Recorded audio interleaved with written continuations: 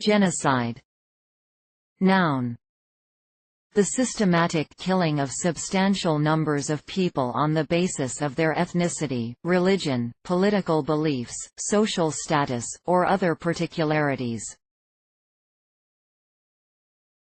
Genocide. Verb. To commit genocide against, to eliminate, a group of people completely. I told Mr. Zundel and his defense team prior to my going that if I did in fact find facilities that could have supported executions, not only whether they did support the executions, but only whether or not they could have sustained gas executions, I would make that very clear in my report, and that is what I would testify to when I testified in court. With the exception of the video photographer, I brought the same things that I would have normally brought to a prison in the United States if I was doing a survey of their equipment. The draftsman was there to take and verify measurements. The drawings were made on site and then reproduced when we returned to the United States to document everything we saw. I personally made photographs and produced a great deal of photographic evidence of the hardware and facilities that we found in Poland.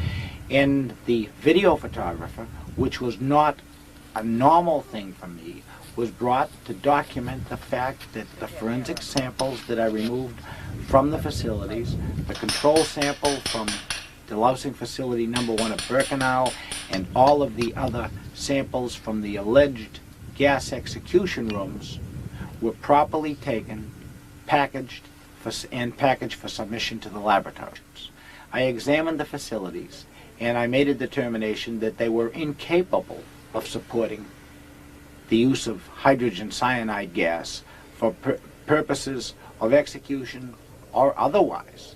But additionally, it would be necessary to remove samples, return them to the United States for testing at an independent laboratory to in fact confirm what my visual inspection indicated, that these facilities never in fact contained hydrogen cyanide gas.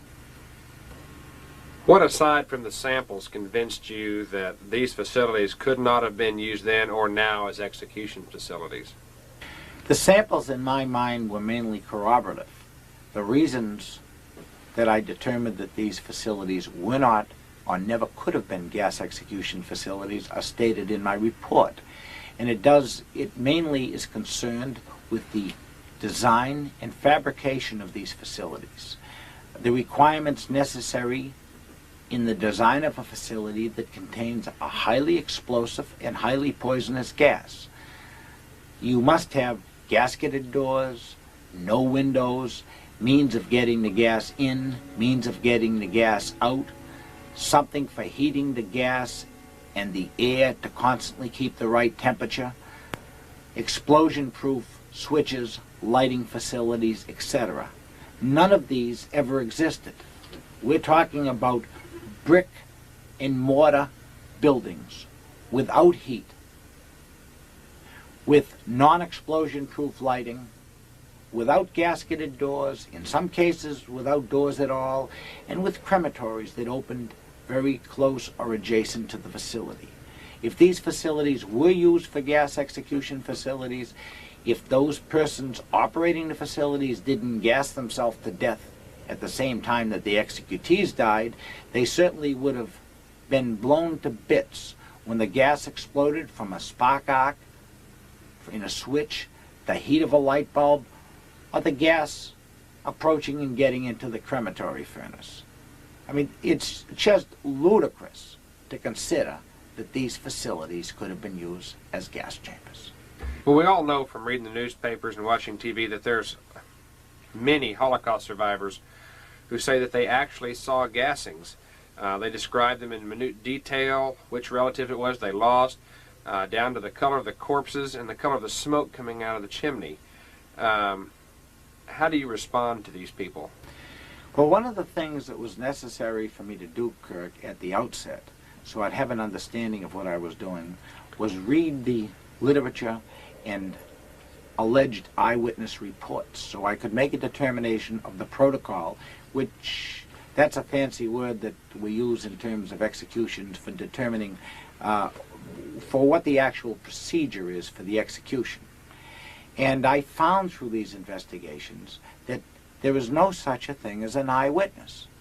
I have never seen a report that was written by anyone who had a valid description of what could have happened at a gassing.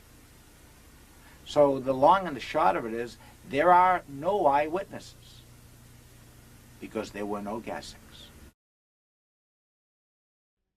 If I Must Die by Rifat Alaria, November the 1st, 2023.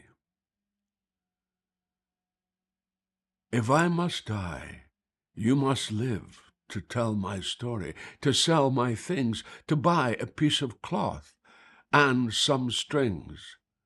Make it white with a long tail, so that a child somewhere in Gaza, while looking heaven in the eye, awaiting his dad who left in a blaze and bid no one farewell, not even to his flesh, not even to himself, sees the kite, my kite you made, flying up above, and thinks for a moment an angel is there, bringing back love.